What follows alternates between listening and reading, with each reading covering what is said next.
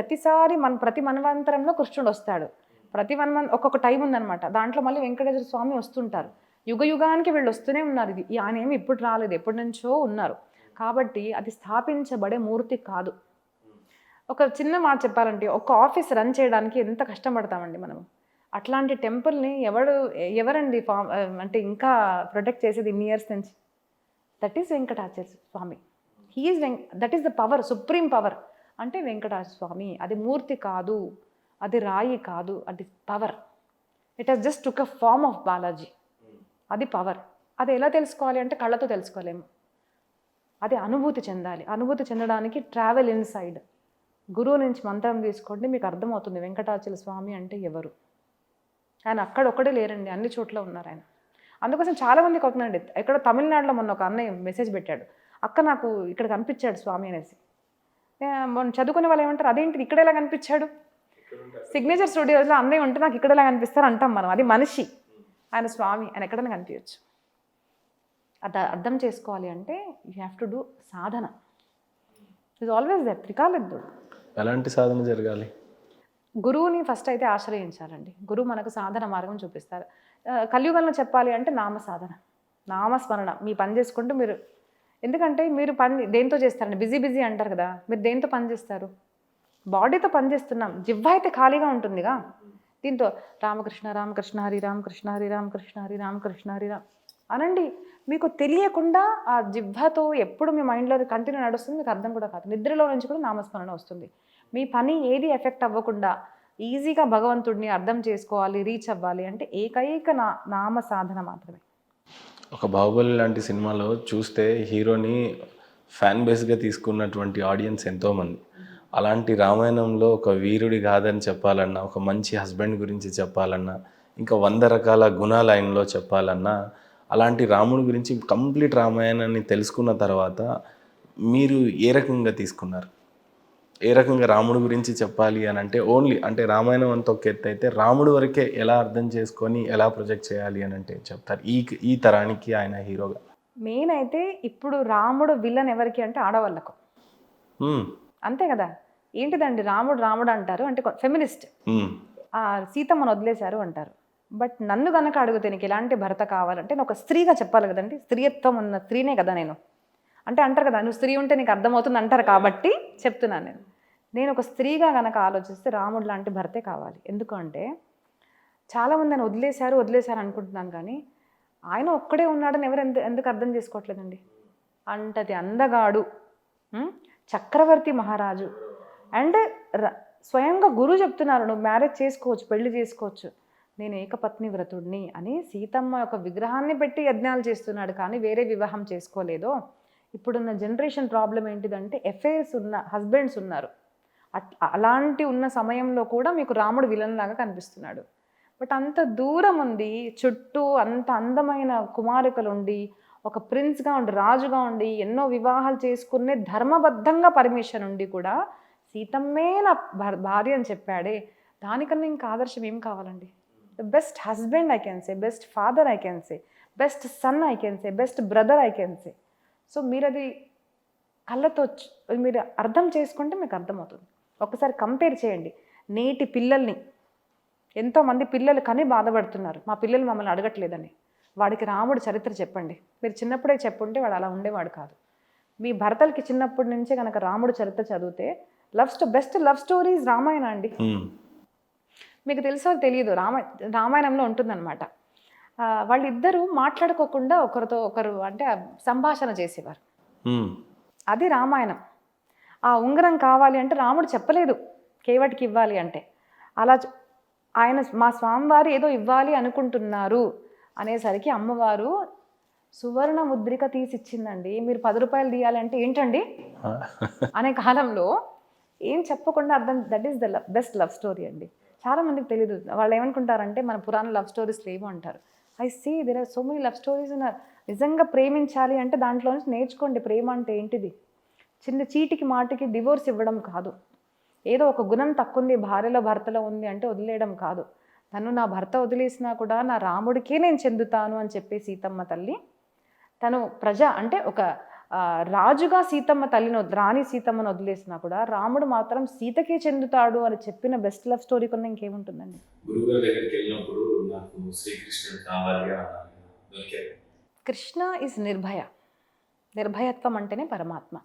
పరమాత్మ దొరకడం అంటే ఇప్పుడు ఒక ట్రెండ్ అనమాట. కొత్తగా ఏంటిదంటే మేము యోగా చేస్తున్నామండి, మాకు కుండలిని జాగృతమైంది, మాకు థర్డ్ ఐ ఓపెన్ అయింది, మెడిటేషన్, ఇవన్నీ ఫ్యాన్సీ స్పిరిచువాలిటీ అండి.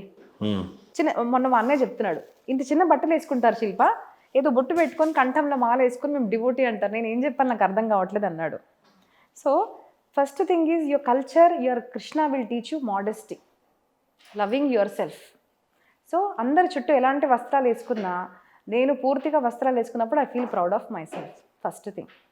సెకండ్ థింగ్ ఈజ్ నేను యంగ్గా ఉన్నప్పుడు ప్రవచనాలు చేస్తుంది, బొట్టు పెట్టుకుంటాను, అందరూ ఎక్కిరించేవాళ్ళు కాలేజ్లో. నేను అన్నమయ్య బొట్టు పెట్టుకున్నాను చిన్నగా, అన్నమయ్య అని ఎక్కిరించేవాళ్ళు, కొంతమంది మీరాబాయిని ఎక్కిరించేవాళ్ళు. But I use to feel proud of myself. ఏదో రకంగా అదే కదా మన కల్చర్, నన్ను తనతో కనెక్ట్ చేస్తున్నారు కదా అని అనిపించేది నాకు. తర్వాత ఎన్నో ఆపదలండి, it is not easy. At least అంటే ఎవరికి ఈజీ కాదు, దాంట్లో ఒక స్త్రీకి అయితే ఖచ్చితంగా ఇట్లా ప్రవచనాలు చేయాలి అంటే, నేను 16 years నుంచి నేను చేసే కష్టం నాకు మాత్రమే తెలుసు. అప్పటికి ఇదే చేయాలి అని అనేది చేస్తున్నాను. అప్పుడు ఎన్నో కష్టాలు వచ్చాయి, నాకు కూడా చాలాసార్లు అనిపించింది అబ్బా చనిపోదామా అని అనిపించింది. కానీ అప్పటికి నేను ఇలా ఉన్నాను చూడండి, ఇంత హ్యాపీగా, ఇంత హ్యాపీగా కాన్ఫిడెంట్గా ఉన్నాను చూడండి.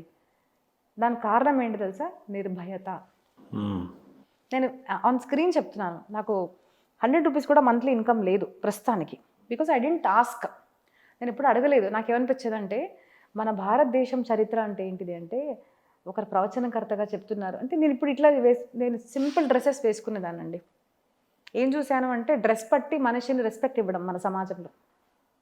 నేను సింపుల్ డ్రెస్ వేసుకుంటే నన్ను ఇన్సల్ట్ చేసే వాళ్ళు ఎంతోమంది. నేను బ్యాంక్ వెళ్ళాను ఒకసారి, ఇంట్లో మామూలు కాటన్ డ్రెస్ వేసుకుంటాం కదా, వేసుకొని జుట్టు ఇలా పైన ఉంది, తిలకం పెట్టుకునేదాన్ని ఇంతకుముందు ఇస్కాన్ లాగా, వేసుకొని టకటకేదో పని ఉందని వెళ్ళిపోయాను.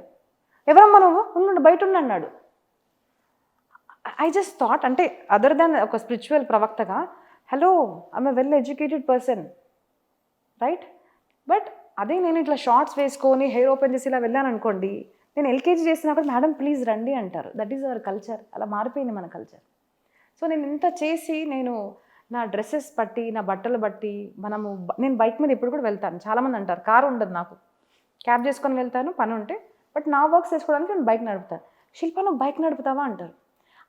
నాకు వివేకానంద సెంటెన్స్ గుర్తొస్తుంది, మై డ్రెస్ ఆర్ నేను నడుచుకుంటూ వెళ్తానా, సైక్లింగ్ చేస్తానా, బైక్ దట్ డజంట్ నా judge my what I am known by my work. అది నేను ఎవరు అంటే ఏంటిది? ప్రవచనకర్తను. ప్రవచనం విన్న తర్వాత రెస్పెక్ట్ ఇస్తారు మీరు. ఒక మనిషిగా రెస్పెక్ట్ ఇవ్వడం మర్చిపోయారా మీరు? ఒక కులానికి, బట్టలకి, మీరు ఏ కారులో కూర్చుని నుంచి దిగుతున్నారో దానికి రెస్పెక్ట్ ఇస్తున్నారా? ఇక్కడ పోయింది భారతీయ కల్చర్ అండి. బట్ అప్పటికి నేను చేస్తున్నప్పుడు మా నాన్నగారు ఒక్కొక్కసారి అంటారు, ఏం శిల్ప నీకు భయం లేదా అంటే, నాకు భయం లేదు నాన్న అంటారు. ఒకదాన్నే తిరుగుతాను, ఒకదాన్నే వెళ్తాను, మనీ లేదు, ఎలా చేస్తావు మరి పని? But I believe it, take my word అండి. నేను మా గురుగారు చెప్పిన పని నేను చేస్తాను. ఎలా చేస్తావు మరి అంటే అంటారు కదా, ఆమ్దాని అఠన్ని ఖర్చా రూపాయి, అలా ఉంది ఇప్పుడు జీవితము. మరి ఎలా చేస్తావు అంటే, వైకుంఠనాథుడి యొక్క కన్యని నేను, నాకు ఆయన తక్కువ లేకుండా నాకు చూస్తాడన్న నమ్మకం. ఆ నిర్భయత్వాన్ని పొందాను కాబట్టి I know that Krishna is with me.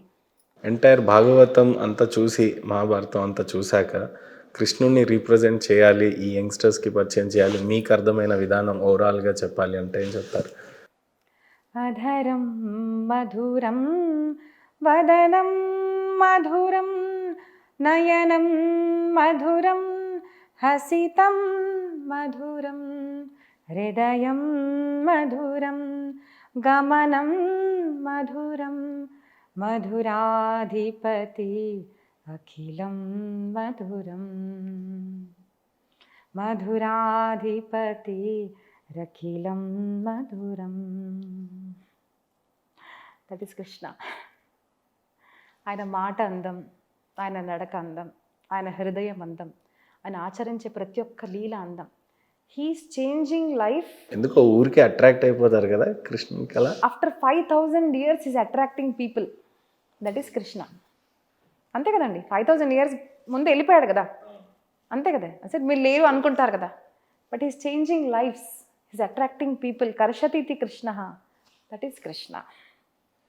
ఫైనల్గా మీతో ప్రవచనం చెప్పించుకునే ముందు లాస్ట్ క్వశ్చన్. ఈ తరం హీరో ఛత్రపతి శివాజీ మహారాజ్ని మేము ఎంతగానో గౌరవించే యంగ్స్టర్స్ అంతా ఈరోజు అందరూ చాలామంది ఆయన చరిత్రను తెలుసుకుంటున్నారు, తెలుసుకోవాలి కూడా. ఎప్పుడు కూడా కృంగిపోకుండా నిలబడిన శౌర్యత్యం, ఒక తల్లి ప్రేమని ఆయన చూపించాడు, అలానే అందరినీ గౌరవించాడు. ఆయన గురించి చెప్పాలి అని అంటే మీరేం చెప్తారు? నిష్ఠ. ఒక్క పదంలో చెప్పాలి అంటే నిష్ఠ అండి. అది ఎవరి పట్ల నిష్ఠ అంటే తల్లి పట్ల నిష్ఠ. స్వరాజ్య భావేతే శ్రీంచి ఇచ్ఛ అని మరాఠీలో అంటారు ఆయన. స్వరాజ్యము అవ్వాలి అని నా తల్లి డ్రీమ్ కాబట్టి నేను ఫుల్ఫిల్ చేస్తున్నాను. So best son I can say. అసలు మేనేజ్మెంట్ స్కిల్స్ మనం ఛత్రపతి నుంచి నిష్ఠ అండి. మీ తల్లిదండ్రుల పట్ల మీకు నిష్ఠ ఉన్నా, మీ దేశం పట్ల మీకు నిష్ఠ ఉన్నా, మీ భూమి నాకు ఇంత ఇచ్చింది కదండి. ఇప్పుడు నేను తెలుగు ప్రవచనం చేయడానికి కారణము నా తెలుగు తల్లి, నేను మహారాష్ట్ర అమ్మాయిని కానీ తెలుగు గడ్డ నాకు అన్నం పెట్టిందే, ఈ తెలుగు ప్రజలకు కూడా ఆ భాగవతాన్ని నేను తెలుగులో ఇవ్వాలి అన్న ఒక నిష్ఠ ఉంది కదా. దట్ థాట్ మీ తెలుగు. ఆ నిష్ఠ నాకు తెలుగు నేర్పించింది. అలాగే ఆయన ఇంత శౌర్యం ఇవన్నీ చేయగలిగారు అంటే తల్లి మీద నిష్ఠ, దేశం మీద నిష్ఠ. అది ఉంటే చాలండి. మీరు నేను అందరం ఛత్రపతి శివాజీ అవ్వచ్చు. బట్ వీ ల్యాక్ నిష్ఠ. ఎందుకో మీ వాయిస్ చాలా బాగుందమ్మా.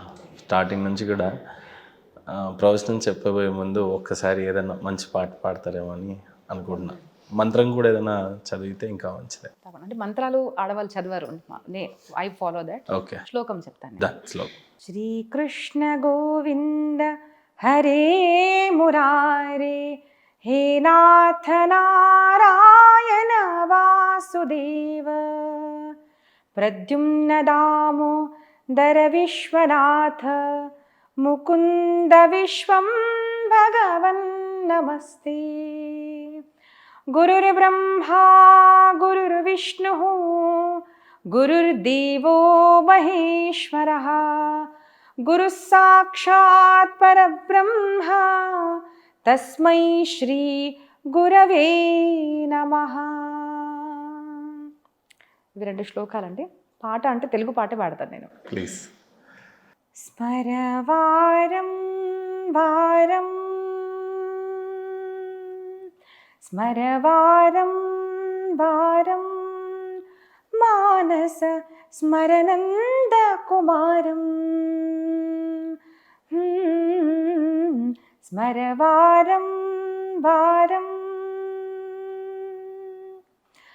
గోప కుటీర పయోఘృత చోరం, గోప కుటీర పయోఘృత చోరం, గోకుల బృందావన సంచారం, గోకుల బృందావన సంచారం.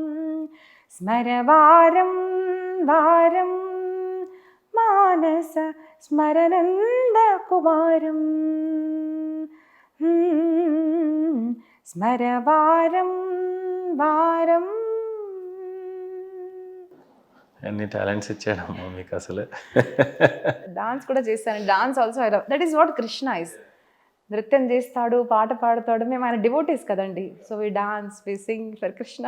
కానీ యువర్ వాయిస్ ఈజ్ అమేజింగ్. చాలా ఇంట్రెస్ట్ ఉందండి పాటలు కూడా. ఎందుకంటే కృష్ణ లవ్ సింగింగ్. మా గురుగారు ఒక మాట అంటారు, రోజు ఒక పాట పాడు కృష్ణ గురించి. నేను డాన్స్ కూడా మా గురుగారిని అడిగాను, గురుగారు నేను ఇట్లా కూచిపూడి నాకు చాలా ఇంట్రెస్ట్, మధ్యలో ఆపేసాను కొంచెం, సో చేస్తూ ఉంటాను అప్పుడప్పుడు కూడా. సో గురుగారు అంటే చెయ్యి ఖచ్చితంగా అన్నారు. సో చాలామందికి తెలియదు ఈ డాన్స్ కల్చర్ కూడా కనుక చూస్తే అండి. చాలామందికి దేవదాసి కల్చర్, మంచి ఇళ్లలో అమ్మాయి డాన్స్ చేయరు అనుకుంటారు.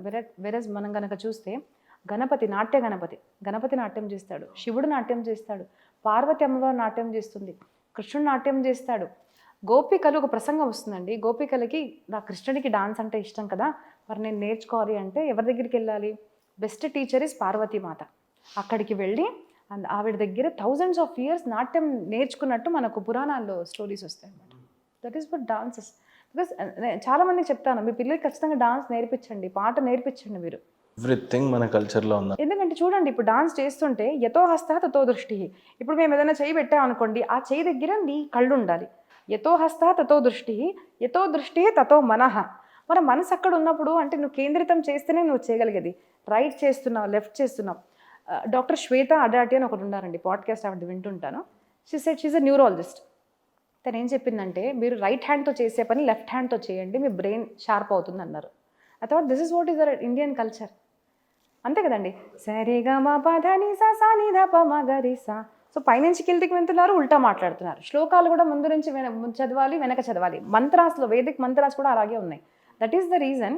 ఇప్పుడు చిన్నపిల్లలు చిన్న మీరు మర్చిపోతున్నారే, మన వేదిక్ బ్రాహ్మణ్స్ని చూడండి, ఎన్నో మంత్రాలు చిన్నప్పుడు కంఠస్థం చేసుకున్నవి ఇప్పుడు కూడా టకటక చెప్తున్నారు.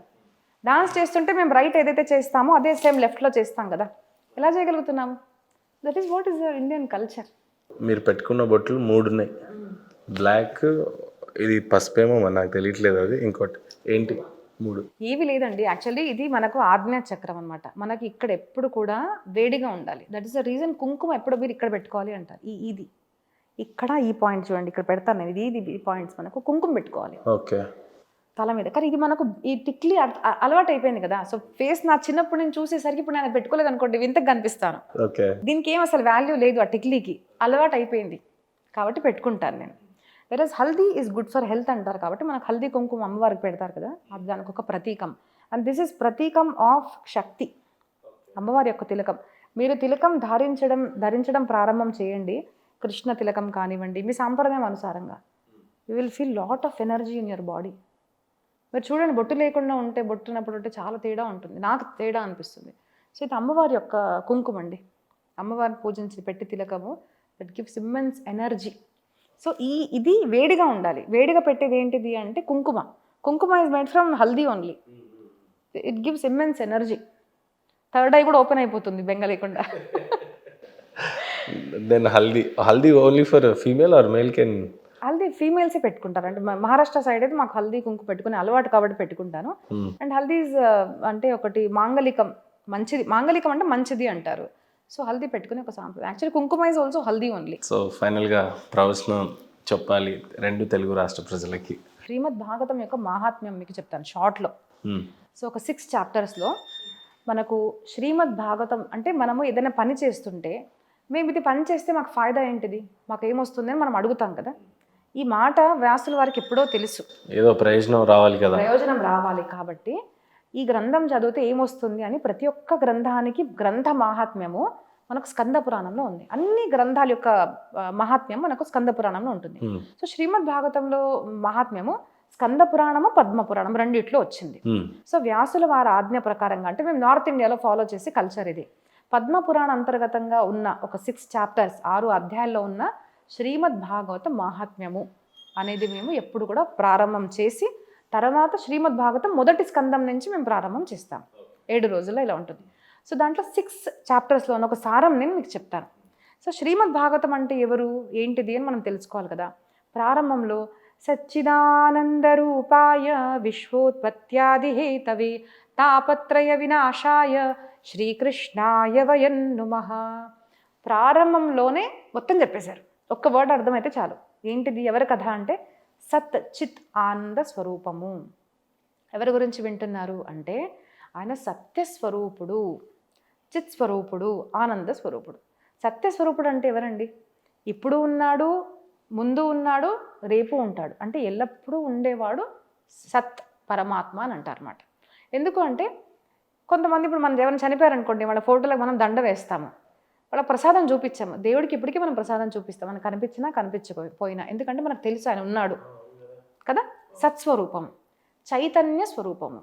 చైతన్యం అంటే ఏంటిది? కాన్షియస్నెస్. అందరిలో ఉన్నాడు, మీలో నాలో ఆత్మస్వరూపంలో కాదు, జడంలో కూడా ఉన్నాడు. అంటే టేబుల్లో ప్రతి ఒక్క చేత ఆయన లేడు అంటే సృష్టి లేదు, అంటే అన్ని చోట్ల ఉన్నవాడే చైతన్య స్వరూపము. ఎవరి గురించి తెలుసుకుంటున్నావు అంటే the thing which is there everywhere. అన్ని చోట్ల ఏముంది, అది పరమాత్మ. తర్వాత అన్నీ తెలుసుకున్నాం, సరే ఓకే నాలెడ్జ్ వచ్చింది, డిగ్రీ చేసేసాను, అంత వచ్చింది, కానీ నాకు సంతోషం లేదు అంటే ఏం లాభం? సో ఇది నీకు ఏమిస్తుంది? ఆనందాన్ని ఇస్తుంది. ప్రతి మనిషికి కావాల్సింది ఏంటిదంటే ఆనందం అండి. మనం సుఖము అంటాం, కానీ సుఖం తర్వాత దుఃఖం ఉంటుంది. ప్రతి సుఖానికి దుఃఖం ఉంది. మ్యారేజ్ చేసుకుంటే సుఖము ఉంది, దుఃఖము ఉంది. మ్యారేజ్ చేసుకున్న రోజు బాగుంటాం, 2 రోజు గొడవైంది అనుకోండి, బాధేస్తుంది, అబ్బాయి ఎందుకు పెళ్లి చేసుకున్నాను అన్న వాళ్ళు కూడా ఉన్నారు. తిన్నారు, తినేటప్పుడు బాగుంది అంటారు, తిన్న తర్వాత అరగకపోతే బాధేసింది కూడా అంటారు. సో సంసారంలో చేసే ప్రతి ఒక్క పని సుఖం దుఃఖం ఇస్తుంది. But what is Krishna? పరమాత్మ అంటే ఎవరు అంటే ఆనందాన్ని ఇస్తారు. ఆనందం అంటే ఏంటిది? Unending happiness. ఎప్పుడు కూడా ఏ సుఖం అయితే అసలు దానికి దుఃఖం అనేది లేదు, అన్ఎండింగ్, అలాంటి సుఖాన్ని ఆనందం అంటాం. అలాంటి యొక్క పరమాత్మ గురించి నువ్వు వింటున్నావు అంటే నీకేం దొరుకుతుంది? నువ్వు పరమాత్మనికి దొరికాడు అంటే నీకు ఎటర్నల్ హ్యాపీనెస్ దొరుకుతుంది. ఆనందం అనేది నువ్వు తెలుసుకుంటున్నావు ఈ గ్రంథం ద్వారా. సచ్చిత్ ఆనంద స్వరూపం అని ఒక స్వరూపం మనం తెలుసుకున్నాం. మరి ఆయన ఏదో చేస్తాడు కదా, ఒక పరమాత్మ ఉన్నాడు, ఏం చేస్తాడని మీరు అడుగుతాం. సచ్చిదానంద రూపాయ విశ్వోత్పత్యాది హేతవే. ఏం చేస్తాడు అంటే విశ్వం యొక్క ఉత్పత్తి చేసే పరమాత్మ ఆయన. విశ్వోత్పత్యాది హేతవే తాపత్రయ వినాశాయ. సరే చేస్తాడండి, బట్ నువ్వు నాకేదో ఉపయోగపడాలి కదా, అప్పుడు కదా నా వాడివి. ఏం చేస్తావు అంటే తాపత్రయాలను నాశనం చేస్తాడు. మనందరికీ 3 తాపాలు ఉంటాయండి. తాపత్రయ: ఆధ్యాత్మిక తాపము, ఆది దైవిక తాపము, ఆది భౌతిక తాపం. అంటే దుఃఖాలు, ఫ్యామిలీ వల్ల తాపము. సడన్గా ఏం లేదు, నడుస్తుంటే నీళ్ళలో పడిపోయానండి, కింద పడిపోయాను, తాకింది. పశువు నుంచి భయము, రోగాలు, మానసిక తాపము.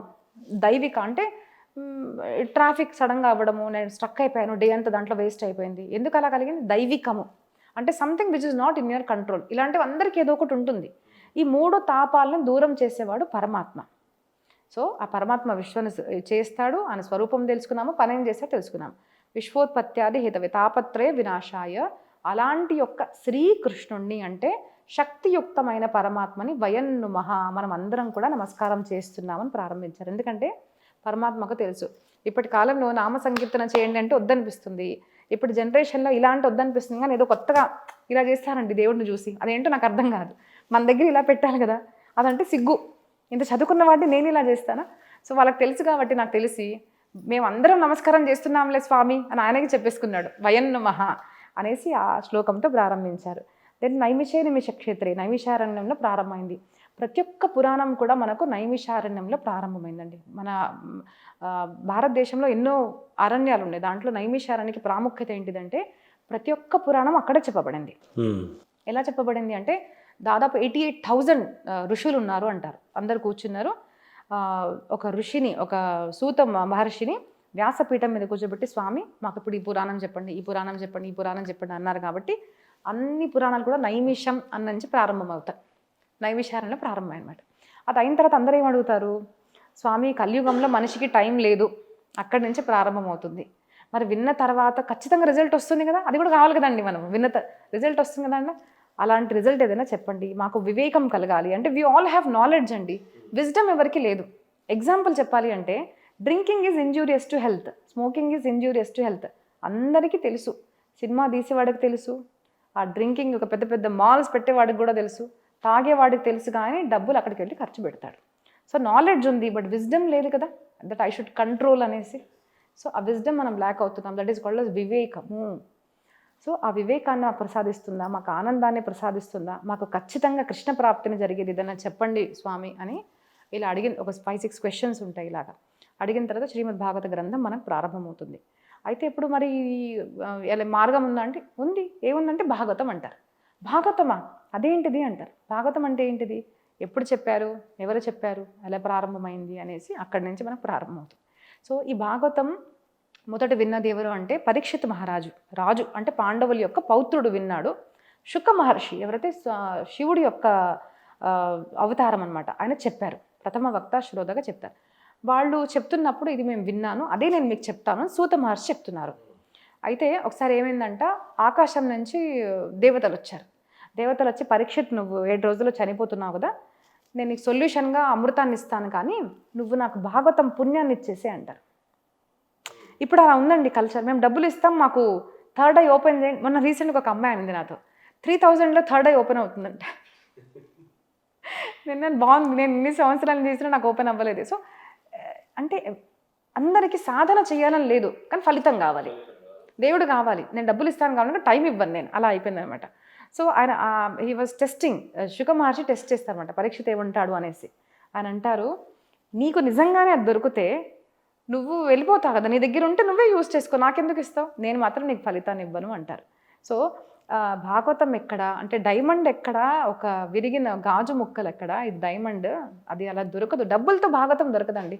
నాకు ఎవరైనా 2 crores ఇచ్చినా, ఎగ్జాంపుల్ ఇచ్చారనుకోండి, మేము ఇచ్చామని నా ముందు అనడానికి రాదు. ఎందుకంటే నేను మీకు ఇస్తున్నది త్రిభువనాల్లో లేని సుఖాన్ని నేను మీకు ఇస్తున్నాను. ఏంటిదంటే భాగవతం. దానికి మీరు 2 crores ఇచ్చి నాకు 2 crores ఇస్తా అంటారా? నేనైతే అంటానండి అలాగా.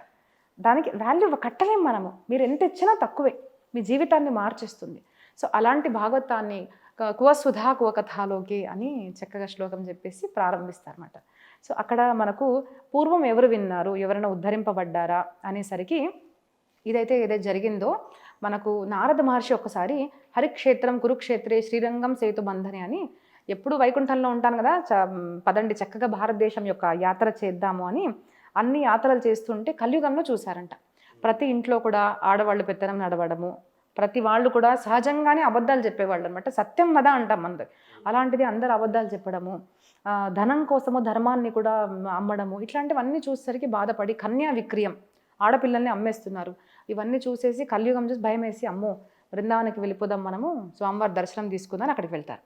అక్కడ వెళ్ళేసరికి ఒక స్త్రీ భోభో సాధు క్షణం తిష్ట, స్వామి ఒక నిమిషం ఆగండి అంటారు. ఎవరబ్బా అని వెనక తిరిగి చూస్తే ఒక యువతి తను బాధపడుతూ ఉంటుంది.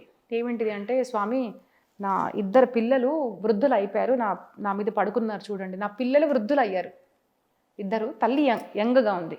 కొంతమందికి ఫూలిష్నెస్ అనిపించచ్చు, I'll tell you the reason. వృద్ధులు అయిపోయారు, ఏదైనా హెల్ప్ చేయండి నాకు అంటే అని అంటారు. అదేంటిది ఇలా ఎవరు అంటే, జ్ఞానం వైరాగ్యం ఇమం మే తనయో మతో, వీళ్ళిద్దరు నా పిల్లలు, మీరు నువ్వెవరు అంటే నేను భక్తిని అంటారు. సో సాంకేతికంగా చెప్పారు. భక్తికి ఎవరు అంటే, భక్తి చేస్తే మీకు ఎవరు పుడతారు, భక్తి తర్వాత నెక్స్ట్ ఏంటిది అంటే, భక్తి చేయడం వల్ల మీకు జ్ఞానం వైరాగ్యం కలగాలి, ఇహలోక సుఖాల వల్ల మీకు వైరాగ్యం కలగాలి, నువ్వెవరు పరమాత్మ ఎవరు నీకు జ్ఞానం కలగాలి, అప్పుడు నువ్వు భక్తి ఈజ్ హ్యాపీ విత్ 2 చిల్డ్రన్ అంటారు. బట్ ఇప్పుడు ఏమైంది, కలియుగంలో అందరు భక్తి చేస్తున్నాం, బొట్టు పెట్టుకుంటాము, దేవాలయకి వెళ్తాము, దానం చేస్తాము, ధోతి కట్టుకుంటాము, ఫెస్టివల్స్ ఉంటే రీల్స్ కోసం చక్కగా చీర చేసుకొని రీల్స్ కూడా చేస్తాం, భక్తి చేస్తున్నాం సో కాల్డ్.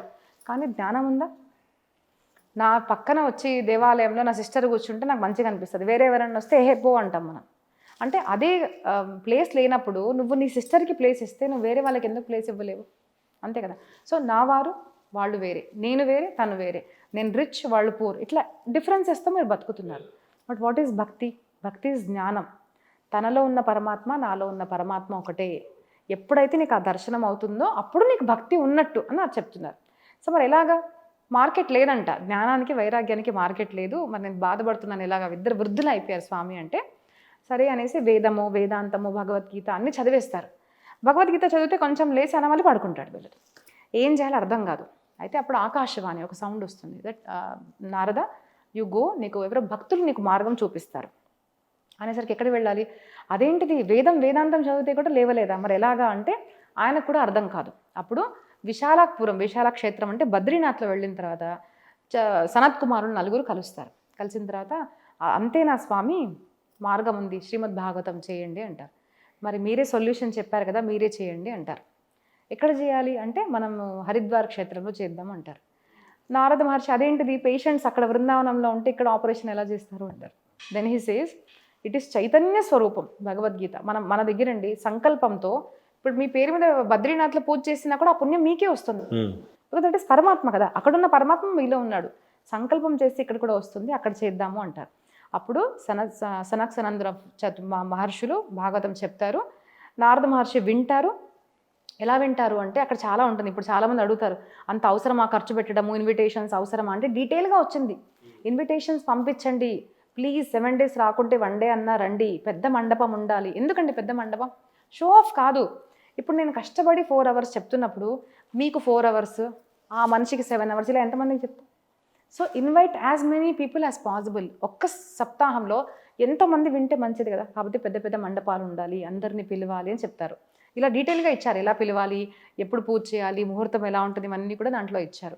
సో ఇలాగ అందరినీ పిలవాలి అంటే ఎవరెవరు వస్తారు? వేదము వేదాంతము ఋషులు మునులు దేవతలు, తర్వాత నదులు, శృతులు అందరూ కూడా ఒక్కొక్క రూపాన్ని ధరించి అక్కడికి వచ్చి శ్రీమద్ భాగవతాన్ని వింటారంట.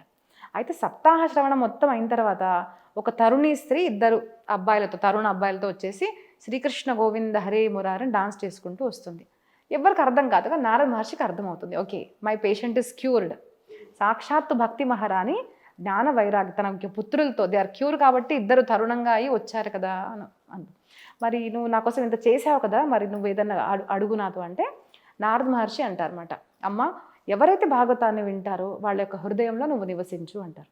కాబట్టి ఎవరైతే భాగవతాన్ని శ్రద్ధతో వింటారో తత్క్షణం భక్తి అనేది ప్రారంభమవుతుందండి. It will begin. ఖచ్చితంగా వాళ్ళ హృదయంలో భక్తి అనేది కూర్చుంటుంది. అది ప్రాక్టీస్ చేస్తున్నప్పుడు జ్ఞాన వైరాగ్యం వస్తుంది. ఏది కూడా వన్ డేలో రాదు. జిమ్లో కూడా వన్ డే వెళ్తే బాడీ రాదు. You to practice it. అప్పుడు జ్ఞాన వైరాగ్యం కలుగుతుంది అమ్మ అంటారు. మరి అప్పుడు నారద మహర్షి తర్వాత ఆ సప్తాహంలో సాక్షాత్తు భగవంతుడు, ఇంద్రుడు, అర్జునుడు అందరు కూడా వచ్చినట్టుగా మనకు చెప్తారు. తర్వాత అక్కడ అడుగుతారు, ఈ పురాణము ఇంకా ఎవరైనా విన్నారా?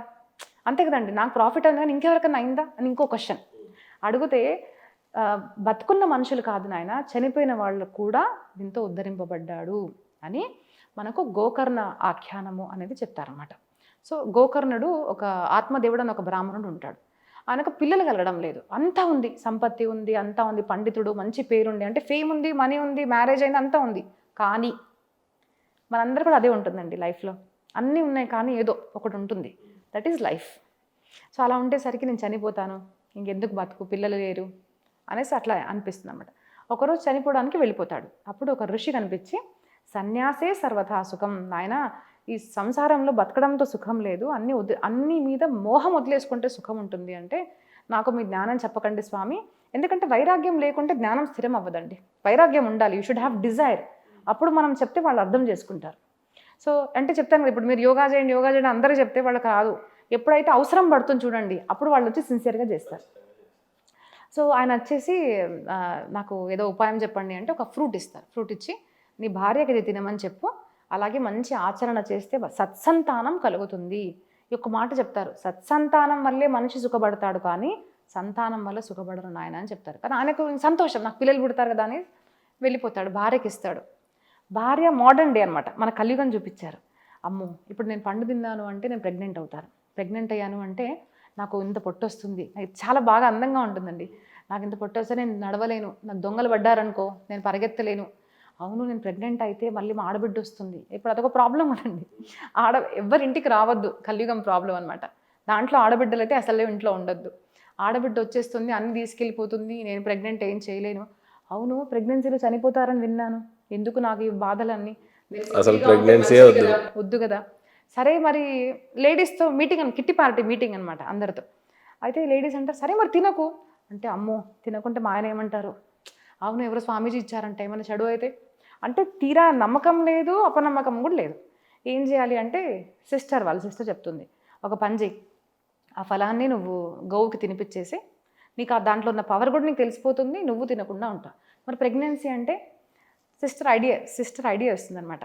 ఏంటిదంటే, నీ దగ్గర డబ్బు ఉంది, నా దగ్గరేమో డబ్బు లేదు, కానీ నా దగ్గర పిల్లలు, జనవరి ఫిబ్రవరి మార్చ్ ఏప్రిల్ అన్నట్టు చాలామంది పిల్లలు ఉన్నారు, ఇప్పుడు నేను మళ్ళీ ప్రెగ్నెంట్ ఉన్నాను, ఈ బాలుడిని నీ బాలుడుగా నువ్వు చెప్పేసి, నేను ప్రెగ్నెంట్ ఉన్నాను ఇప్పుడు, ఈ పిల్లల్ని తీసేసుకో, మీ హస్బెండ్కి చెప్పేసి పిల్లవాడు పుట్టేశారని యాక్టింగ్ చేయంటే సరే అంటారు.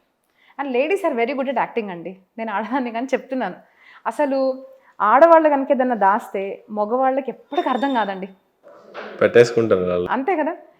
అదే అబ్బాయిలైనా అబద్ధం చెప్తే ఆడవాళ్ళకి వెంటనే అర్థమైపోతుంది. ఎగ్జాంపుల్ చెప్పాలి అంటే, ఈ నోటు బందీ చేశారు చూడండి, అప్పుడు వాళ్ళు ఎక్కడెక్కడ డబ్బులు పెట్టారో అసలు వాళ్ళకి అర్థం కానీ సీక్రెట్ ప్లాన్స్ అనమాట. సో దాన్ని ప్రెగ్నెంట్ ఉన్నట్టు చెప్పేస్తుంది. ఈయన కూడా ప్రెగ్నెంట్ ఉంది, వైఫ్ ఇంకా నాకు పిల్లలు పుడతారని హ్యాపీగా అనిపిస్తాడు. అలాంటిది 6 months అవ్వంగానే దానికి 3 months ప్రెగ్నెన్సీ ఉన్న బాబుని ఇచ్చేస్తుంది. బాబు పుట్టాడని చెప్తుంది. వీడికేమో అరే పెద్దగా ఉన్నాడు అంటే, లేదండి స్వామివారు మన ఫలం ఇచ్చారు కదా, మంచి పిల్లవాడు పుట్టాడు హెల్తీగా అని చెప్తుంది. నమ్మేస్తారు జెంట్స్. సో అలాగే అంటే నేనేం లేడీస్ యాంటీ చెప్పడం లేదు, బట్ దాంట్లో ఉన్నది చెప్తున్నాను నేను. అలా అయ్యేసరికి సరే పిల్లవాడు పుట్టాడు కానీ సంతోషంగా ఇంకా వాడు పుడతాడు. అలాంటి టైంలోనే గోవుకు కూడా ఒక బాబు పుడతాడు. అయితే తన పేరు గోకర్ణ అని పెడతాడు, ఆవుకు పుట్టిన బాబు. ఎందుకు అంటే గోవులాగా చెవులు ఉన్నాయని కొంతమంది అంటారు, లేదు అంటే గోషు ఉపనిషత్సు యస్య సహ, అంటే చిన్నప్పటి నుంచి ఎవరు చెవుల మీద అయితే ఉపనిషత్తులు విని పెరిగాడు అలాంటి బాబు అని గోకర్ణ అంటారు. అయితే వీళ్ళకి బాబు పుడతాడు. మళ్ళీ కలియుగం. ఇప్పుడు పిల్లల పేర్లు ఎలా పెడుతున్నారండి, అసలు మంచిగా అండి. నేను అసలు ఎవరి పేర్లు పెట్టడం మానేశాను, చక్కగా గోవింద గోపాలని పెట్టండి, అక్క మోడర్న్ కావాలి అంటారు. దాంట్లోనూ ఇప్పుడు నాకు ఒక్కొక్కసారి ఆలోచిస్తే అనిపిస్తుంది, అబ్బాయి పేరు కనుక రామ, అమ్మాయి పేరు కనుక రమణి ఉందనుకోండి, మ్యాచింగ్ కావాలి కదా, రారా అని కూడా పెడతారేమో, రారా రా, దానికి మీనింగ్ లేకున్నా పర్వాలేదు కానీ అలాంటి పేరు కావాలి. సో తను ఏమంటుందంటే, ఏం పేరు పెట్టాలంటే ధుందుకారి, ధుందుకారి, మదర్కి మ్యాచింగ్ ఉండాలి పేరు. ఆ ధుందుకారికి మీనింగ్ ఎక్కడ లేదండి అసలు. సో అదొక కలియుగ రూపాన్ని మనకు చూపించారు. సో ధుందుకారిని పేరు పెడతారు. సో ఏ బిడ్డకైతే సంస్కారం లేదు వాళ్ళు ఎలా పెడతారండి, చాలామంది తల్లిదండ్రులు బాధపడుతున్నది ఎందుకు అంటే పిల్లలు లేక కాదు, మంచి పిల్లలు లేక బాధపడుతున్నారండి పిల్లలు. అలాంటి వాడు పెద్దగా అవుతాడు, ఏముంది వేషాగమనము, అందరినీ బాధ పెట్టడము. This is happening today. Well educated people are addicting to bad things. ఆ పేరెంట్స్ ఎవరితో చెప్పుకోలేక బాధపడుతూ ఎందుకు అవుతుంది? గర్భకాలే సేవ్య, చిన్నప్పటి నుంచి సంస్కారం ఇవ్వలేదు. అలాంటి బాలు పెద్దగా అయ్యారు, తండ్రి బాధపడుతూ గుర్తొస్తుంది. అప్పుడు స్వామీజీ అన్నారు, మంచి పిల్లలు పుడితే సుఖపడతావు కానీ పిల్లలు పుడితే సుఖం లేదు. ఎంతోమంది ఈరోజు పిల్లలు లేక కాదండి, చెడు పిల్లలు ఉండడం వల్ల బాధపడుతున్నారు అని బాధపడి నేను ఇంకా చనిపోతాను అంటే మంచి పుత్రుడు గోకర్ణుడు. నానా బహుత్ గయి థోడీ రహి, ఇంకా అయిపోయింది కదా లైఫ్, 60 years అయిపోయావు నువ్వు, ఎందుకు ఆత్మహత్య చేసి జీవితాన్ని నాశనం చేసుకుంటావు? ఇప్పటికైనా సాధన చెయ్యి, నవ్ ఆర్ నెవర్, ఏం పర్వాలేదు, ఇప్పుడన్నా సాధన ప్రారంభించు అనేసరికి శ్రీమద్ భాగవతాన్ని పఠించుకుంటూ తన తీర్థయాత్రలకు వెళ్ళి తను ఉద్ధారం చెందుతాడు అని మనకు ఉంది. ఎందుకంటే చెప్పింది వినాలి కదా, చెప్పేవాళ్ళు ఉన్నారు కానీ విని చేస్తే కదా మన ఫలితం. ఆయన విన్నాడు, ఆయన చేశాడు కాబట్టి ఆయన ఉద్ధరింపబడతాడు. ఈ దుందులు ఏం చేసింది? తను అడగలేదు కొడుకుని, తను బాధపడుతూ ఉంది. ఒకరోజేమో అమ్మ నాకు డబ్బులు కావాలి, ఇంట్లో గిన్నెలు అమ్మేస్తాను అంటే ఇవ్వడం లేదు అమ్మ, కాబట్టి అమ్మను కొడతాడు. కొట్టేసరికి ఆ దుందులి బాగులో పడి చనిపోతుంది. తల్లి చనిపోయింది, తండ్రి లేడు, ఏం చేస్తాడు? చెడు అలవాటుకు గురి అయిన ఈ దుందుకారి వేషాగమనం చేస్తాడు, దొంగతనాలు చేస్తారు. అంటే ఉమెన్ ప్లెజర్. ఇప్పుడు చూస్తాం కదండి ఇవన్నీ, ఇప్పుడు ప్రాబ్లమ్స్ మనకు భాగవతంలో కనిపిస్తాయి. ఆ ఉమెన్ని సాటిస్ఫైడ్ చేయడం కోసం దొంగతనం చేస్తాడు రాజు ఇంటి దగ్గర. ఒక 5 వేశ్యల్ని ఇంట్లో తీసుకొచ్చి పెడతాడు. ఇంకా వాళ్ళకి ఏదో ఇవ్వాలి కదా, మరి ఏదో ఇవ్వాలి, సంపాదించడం లేదు, తాగుడుకు గురి అవ్వంటే ఎక్కడి నుంచి డబ్బులు రావు కదా, దొంగతనం చేస్తాడు. దొంగతనం చేసేసరికి వీళ్ళకి అనిపిస్తుంది, అమ్మో ఈయన రాజు ఇంట్లో దొంగతనం చేశాడు, ఇప్పుడు ఏఐ ఉంది కదండి, వీడు పట్టుబడతాడు, వీళ్ళని ఏదో చంపేసేయాలి. ఎందుకంటే నిజమైన ప్రేమ కాదు కదా, డబ్బు కోసం ఉన్న ప్రేమ ఇప్పటి కాలం. సో అలా చేయాలనేసి ఏం చేస్తారు అంటే తనకు 2 కాళ్ళు చేతులు కట్టేసి చంపేయడానికి ప్రయత్నించి చనిపోడు. అప్పుడు నోట్లో ఏమో అంత అంత వేడిగా ఉన్న వేసేసి అలాగా అంటే చాలా బాధపడుతూ చనిపోతాడు ఆయన. అప్పుడు ఆ ఇంట్లోనే తవ్వి ఇంట్లో వేసేస్తారు. కలియుగం కనిపిస్తుంది కదండి మీకు, కలియుగంలో story, this is happening, so it's relatable. చంపేస్తారు, వెళ్ళిపోతారు ధనం అంతా తీసుకొని, ఆయన ప్రేతంగా మారిపోతాడు. అప్పుడు అక్కడ గోకర్ణునికి తెలుస్తుంది యాత్రకు వెళ్ళిన తమ్ముడు చనిపోయాడు అనేసి ఏం చేయాలి అంటే, అప్పుడు లేదు మనం ఏదో ఒకటి చేయాలి అనేసి అన్నీ అక్కడ శ్రాద్ధ కర్మలు అన్నీ చేసిన తర్వాత రిటర్న్ వస్తాడు. రిటర్న్ వచ్చి ఒకటి పడుకుంటే ఆయనకి ఏదో కనిపిస్తుంది, నిద్రలో ఆకారం కనిపిస్తుంది, సౌండ్స్ వినిపిస్తున్నాయి, ఎవరు అని లేచి చూస్తే ఏదో ఆకృతి కనిపిస్తుంది. ఆ మంత్రాన్ని చేసి వాటర్ వేసేస్తే ఆయన ప్రకటమవుతారు, అన్నయ్య నేను దుందుకారిని, నేను ప్రేతాన్ని. ఇప్పుడు చాలామంది బిలీవ్ చేయరండి, బట్ ప్రెజెన్స్ ఆఫ్ భూత ప్రేత పిశాచాస్ is there in all the పురాణాస్. చాలామంది నమ్మరు, మీరు తప్పుడు మాటలు చెప్తున్నారు అంటారు, బట్ బ్లాక్ మ్యాజిక్ ఇవన్నీ కూడా ఉన్నాయి. మీరు చెప్పండి, మన భారతదేశంలో చెప్పాలి, పురాణాలు చెప్పారంటే అబద్ధం అనిపిస్తుంది. ఎన్నో విదేశాల్లో ఎందుకు ఇవన్నీ స్టడీ చేస్తున్నారు మరి? Swami Vivekananda well educated person, ఇప్పుడే కదండి ఆయన కూడా ఇన్స్టెన్స్ చెప్పారు, ఆయన జీవితంలో తన ప్రేతాన్ని చూడడము. సో ఇవన్నీ చెప్పిన తర్వాత మరి ఏం చేయాలరా నేను అంటే, అన్నయ్య ఏదో ఒకటి చెయ్యి, నాకు వాటర్ కనిపిస్తుంది, నేను వాటర్ తాగలేకపోతున్నాను, నేను అన్నం తినలేకపోతున్నాను, నేను చాలా బాధలో ఉన్నాను, ఏదో ఒకటి చెయ్యి అంటే, సరే నేను ఏదో ఒక ఉపాయం చేస్తాను అంటారు. అప్పుడు మనం ఏ దేవుడిని అయితే ఉపాసన చేస్తామో ఆ దేవుడితో మనం మాట్లాడొచ్చండి. మీరు ఒక రోజులో నన్ను అడగలేరు, అది మీరు రోజు చేయండి, రోజు మాట్లాడండి. నా కృష్ణుడు నాకు ఒక్కొక్కసారి మాట్లాడతాడు. ఎలా మాట్లాడతాడంటే ఆయన మాట్లాడు స్ఫురిస్తాడు. యాదేవి సర్వభూతేషు బుద్ధి రూపేణ సంస్థిత, బుద్ధిలో పరమాత్మ స్ఫురిస్తాడనమాట, మనకు చెప్తాడు. సో ఆ ఎవరినైతే రోజు పూజిస్తారో ఆ పరమాత్మ మనతో ఉంటాడు. అది ప్రాక్టీస్ చేసే విషయం.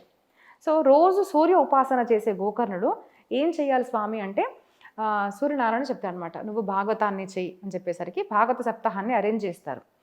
ప్రజలందరూ వస్తారు, భాగవతం సప్తాహం ప్రారంభమవుతుంది. వీడేమో ప్రేతం కదా, ఎక్కడ కూర్చోవాలి అర్థం కాదు, వాయు రూపంలో ఉంటారు. అప్పుడు ఒక బ్యాంబూ స్టిక్ ఉంటుందన్నమాట, దాని యొక్క హోల్లో వెళ్ళి ఆ గాలి రూపంలో కూర్చుంటాడు. మొదటి రోజు, రెండో రోజు, ఇలా 7 రోజులు భాగవతం విన్న తర్వాత తనకు ముక్తి అనేది కలుగుతుంది. అంటే అందరి ముందు ఒక చక్కటి మంచి రూపాన్ని ధరించి, అన్నయ్య నాకు ప్రేతం నుంచి విముక్తి కలిగింది అంటారు. ఇప్పుడు చాలామందికి ఇదేదో కథల్లాగా అనిపిస్తుంది, బట్ ఇప్పటికీ కూడా భాగవతం, రామాయణం, మీకు ఏదైనా ప్రాబ్లం ఉందంటే అండి, సింపుల్గా శ్రీమద్ భాగవతం గ్రంథాన్ని రోజు పఠన చేసి ప్రారంభం చేయండి. 7 daysలో రోజు దాదాపు 6-7 hours పడుతుంది చదవాలి అంటే. ఇలా చేసి సప్తాహంలో పూర్తవుతుంది. మీ ప్రాబ్లమ్స్ తీరిపోతాయి. ఎవరికైనా ప్రేతమో పిశాచమో ఇంట్లో కూడా ఇబ్బందిగా ఉంటే గట్టిగా చదివితే ఆ ఇంట్లో నుంచి కూడా ఆ భూత ప్రేత బాధలు కూడా పోతాయి. గ్రంథం నుండి పోతుంది, గ్రంథం చదివితే పోతుంది. It is very very powerful. నేను ఇది నమ్మకంగా చెప్పేదానండి. అయితే భాగవతం గ్రంథం ముందు పెట్టేసి నేను ఎవరికన్నా పిల్లలు కావాలి ఇట్లా అంటే మేము ఏం చేస్తామంటే ఒక టెంకాయ దాని కింద పెట్టేసేయండి, భాగవతం వినండి, లాస్ట్ రోజు ఇట్లా ఒడిలో తీసుకోండి అని చెప్తాను. నా జీవితంలో జరిగిన ఇన్సిడెన్సెస్, మీకు పిల్లలు పుడతారు, ఒక అమ్మాయికేమో మ్యారేజ్ కుదరడం లేదు, అంటే అనుకున్నట్టుగా దొరకడం లేదు, అంటే 1 yearలో అవుతుందండి ఇలా చేయండి అని చెప్పాను నేను. వచ్చారు, టెంకాయ పెట్టారు, చెప్పిన పూజ చేశారు. 6 monthsలో నాకు ఫోన్ వచ్చింది, అమ్మ మీరు అనుకున్నట్టు నాకు అసలు మా పాప పెళ్లి కుదిరింది అని చెప్పి. సో ఇట్లా ఎన్నో ఇన్సిడెన్సెస్ నేను అనుభూతి చెందినవి. So that is not a గ్రంథనవేహ శ్రీకృష్ణ, అది సాక్షాత్తు పరమాత్మ. So speak to it. మీరు ఆ సాధన చేయండి, మీకు ఖచ్చితంగా ఫలితం ఉంటుంది. మన ప్రాబ్లం ఏంటిదంటే సాధన సరిగ్గా చేయము, నమ్మకం ఉండదు, మళ్ళీ మనం దాన్ని డౌట్ పడతాం. డాక్టర్ మెడిసిన్ ఇస్తారండి, దాంతో మీకు పథ్యాలు చెప్తారు, చేసినవి చేయనివి అవి చేయకూడదు, అవన్నీ పాటించి కరెక్ట్గా మెడిసిన్ తీసుకుంటే డిఫరెన్స్ ఉంటుంది. సో ఇలాగా అన్నీ చేసేస్తే అప్పుడు మీకు ఫలితం ఉంటుంది. సో ఇలా నేను చూశాను నా జీవితంలో. సో ఇలాగ ప్రేత పీడ వినాశిని అంటారు. సో తనకు ముక్తి అనేది కలుగుతుంది. కలిగిన తర్వాత మళ్ళీ అందరూ అంటారన్నమాట, ఆయన 7 days విన్నారు, తనకు ముక్తి కలిగింది, మరి మా అందరూ కలగలేదు ఏంటిది అంటే ఒక మాట చెప్తారండి, భాగవతానికి వచ్చే ప్రతి మనిషి భాగవతం వినడు. కొంతమంది వస్తారు, చుట్టుపక్కల చూస్తుంటారు, మండపం చూస్తారు, పడుకుంటారు. చాలామంది పడుకోవడానికి అక్కడికి వస్తారు, ఎందుకంటే నిద్ర రాదంట ఇంట్లో, భాగవత కథకు వెళ్ళంగానే నిద్ర వచ్చేస్తుంది. సో అలా మీరు చేశారనుకోండి, మేము భాగవతం వెళ్ళాము అంటే ముక్తి ఎలా కలుగుతుంది? మీరు చెప్పింది వినాలి, మననం చేయాలి, శ్రవణం మననం ఆచరణం చేస్తే కదా మార్పు వచ్చేది. సో ఇలా మీరు చేయండి, అలా చేశాడు తను కాబట్టి మార్పు వచ్చింది అని చెప్పేసరికి మళ్ళీ భాగవత సప్తాహం చేసిన తర్వాత అందరూ కూడా ఊరి జనాలు ఉద్ధరింపబడ్డారు అని దాంట్లో వస్తుంది. అప్పుడు ఈ భాగవతం ఎలా చేయాలి అంటే లాస్ట్ చాప్టర్లో వస్తుందన్నమాట. మామూలుగా అయితే చాతుర్మాసాల్లో చేస్తే మంచిది. దీనికి 2-3 విధానాలు ఉంటాయండి. ఏంటిదంటే మీకు కోరికతో ఏదైనా చేయాలి అంటే దానికి బ్రాహ్మణులు ఒక 5 బ్రాహ్మణులు తీసి మనకు ఓం నమో భగవతే వాసుదేవాయ జపం చేయించి, యజ్ఞం చేయించి, పూజ, కథాశ్రవణము, గ్రంథ పారాయణము ఇవన్నీ చేసుకుంటూ లాస్ట్లో యజ్ఞం చేస్తారు. ఇదొకటి. ఇంకోటి ఏంటంటే మాకేమొద్దండి, మాకు జస్ట్ వినాలి ప్రేమతో, జస్ట్ ప్రవచనం, ఇలా కూడా చేయొచ్చు మనము. కొంతమంది మేము పేదవాళ్ళమమ్మా, మేము యజ్ఞాలు ఇవన్నీ చేయలేము అంటే యజ్ఞానికి అవసరమయ్యే సామాగ్రి కూడా మీరు బ్రాహ్మణుడుకు మీరు ఇవ్వచ్చు. సో మన శాస్త్రాల్లో ఎప్పుడు కూడా ఇంత ఖర్చు పెట్టి చేయాలని అందరికీ చెప్పలేదండి. మీ ఎన్నో దాంట్లో మీరు చేయాలి. ఎప్పుడు కూడా అప్పు చేసి దానం చేయకూడదు అంటారు, ఇంట్లో వాళ్ళని బాధ పెట్టి దానం చేయకూడదు, అది మన భాగవతం ఇలా చెప్పారు. సో ఇలా 7 days ఎలా చేయాలి అంటే అందరిని ఇన్వైట్ చేయండి, పెద్ద మండపం పెట్టండి. కొంతమంది అడుగుతారు ఏం చేయాలి అనేసి. కొంతమంది ఉంటారండి, మా ఇంట్లో ఇదే ఉండి తీసుకోండి. కొంతమంది అమ్మ లేదు మీరు తినాల్సిందే, అలా చేస్తాం కదా. అలా మనం ప్రేమగా నా స్వామివారు వస్తుందండి నేను ఏం చేయాలి, ఇంటిని డెకరేషన్ చేసుకోండి. అది ఖర్చు కింద అనుకుంటే చేయకండి. నా కృష్ణుడు నా ఇంటికి వస్తున్నారు, నా గ్రంథం వస్తుంది అంటే డెకరేట్ యువర్ హోమ్, మీ ఇంటిని డెకరేట్ చేయండి, స్టేజ్ని డెకరేషన్ చేయండి. 4th day కృష్ణుడు జన్మ చేస్తాం అనమాట, కృష్ణుడు పుడతాడు, అప్పుడు దాన్ని అంతా కూడా చక్కగా బెలూన్స్ డెకరేట్ చేస్తారు. కృష్ణుడు ఉత్సవం రోజు చాలామంది అందరికి చాక్లెట్స్ పంచుతారు, కొంతమంది చిన్న చిన్న పిల్లలకు బట్టలు పంచుతారు. అది ఎలాగా అంటే మీ ఇష్టం, మీరు ఉత్సవం లాగా ఎంత పెట్టగలిగితే అంత ఉత్సవంగా చేస్తారు. మళ్ళీ 6th day రుక్మిణీ కృష్ణ వివాహం చేస్తారు.